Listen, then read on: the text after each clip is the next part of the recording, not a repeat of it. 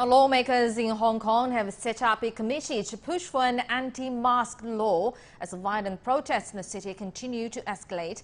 The Legislative Council says this will not affect people's right to wear masks in public or legal gatherings. They argue that similar laws have been implemented in a number of Western countries. They also admit that the authorities may not have enough resources to implement such a law amid the current chaotic situation, but they say it could be a good start to restore social order. This law is the best way to help police officers to prevent those violent acts. It's challenging for the police officers to collect evidence if the protesters wear masks. We will refer to the Canadian anti-mask law, which is mainly implemented for illegal gatherings and violent acts. Exceptions can be made if someone can prove they have a lawful excuse for covering their face, such as religious or medical reasons. This law is in full accordance with global humanitarian standards and will still guarantee citizens freedom of speech. It's tough for the police to stop these violent acts if the protesters keep wearing their masks. It's hard for the police to identify these people. If those protesters are not allowed to wear their masks, they have a fear of being identified, and the number of protesters will decline.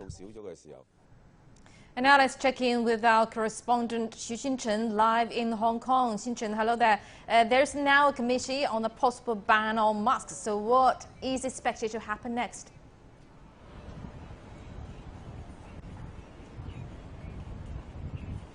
Yes, Tony. So I am right outside the Hong Kong Special Administrative Region's government headquarters.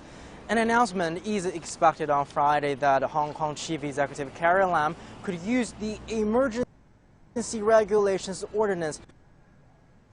All right. The ordinance allows her to establish the mask ban without going through the Legislative Council, which is now in recess. According to South China Morning Post, a government source said that the anti-mask law could put into place by midnight Friday. Another source said jail time up to a year or a fine of about $3,000. If enacted, it will mark the first use of the emergency regulations ordinance in over half a century. The use of the ordinance and setting up an anti-mask law first surfaced in late August. While some supported the legitimacy of using these laws, others argued that the ordinance first introduced in 1922 by the British when Hong Kong was still a British colony is outdated. The move comes after a masked 18-year-old protester was shot during violent protests in Hong Kong this week, and the 18-year-old is now charged with rioting. Protesters have sent out notices earlier this morning to protest against the use of the emergency regulation ordinance. Proposed a rally at the city's Chatter Garden, which is less than a kilometer away from the government headquarters. Previously, some Hong Kong lawmakers said the government should consider all options to defuse the crisis and restore peace, including the face mask ban to stop protesters from hiding their identity from police. All right, thank you very much. Would not affect people's right to wear masks very much. in public or legal gatherings. Thank you very much, Xu Xinchen, reporting from Hong Kong. And for more analysis on the anti-mask law, we're now joined via Skype by Lawrence Ma in Hong Kong. He's the Executive Council Chairman of the Hong Kong Legal Exchange Foundation. Lawrence, thank you very much for joining us on Global Watch. Well, first of all, tell us more about this mask law, although it is kind of similar laws are enacted in some other Western countries, and the law actually, according to the Hong Kong officials, that will allow people to wear masks in normal situations and in legal gatherings. But how exactly this law will be enacted? Well, the Hong Kong has an emergency regulation ordinance back in the early 1900s.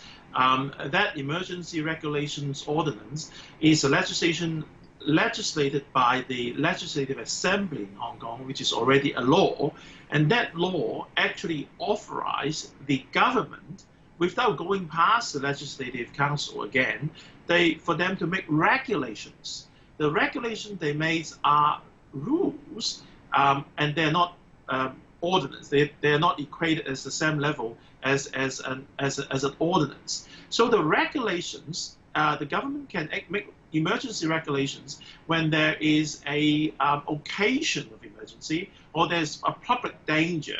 And when the government considers that their public interest is severely affected, then there is a whole list of things that the government can do by law to, for example, this anti-mask law. So it is a legislation that is legal and has been used for many years ago and should be used now. Right, and how will this supposed to be helping the police? Of course, the major problem is the identification of the suspects who committed many offenses, such as criminal damages, riots, unlawful assembly, wounding of people. So, and many of them would be able to avoid detection because of they wearing a fake mask. Sometimes with other materials on their face, so that they would be. It makes the police very difficult to identify who the offender is. So the anti-mask law would deter many of the protesters from coming out again because of the to avoid being detected and finally arrested for their offenses.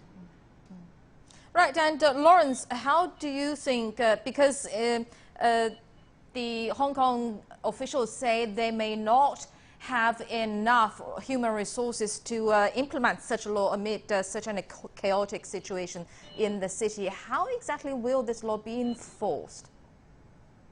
Well, that is one of the problems of concern because we have only a limited number of police officers in Hong Kong and they are now busy tackling rioters.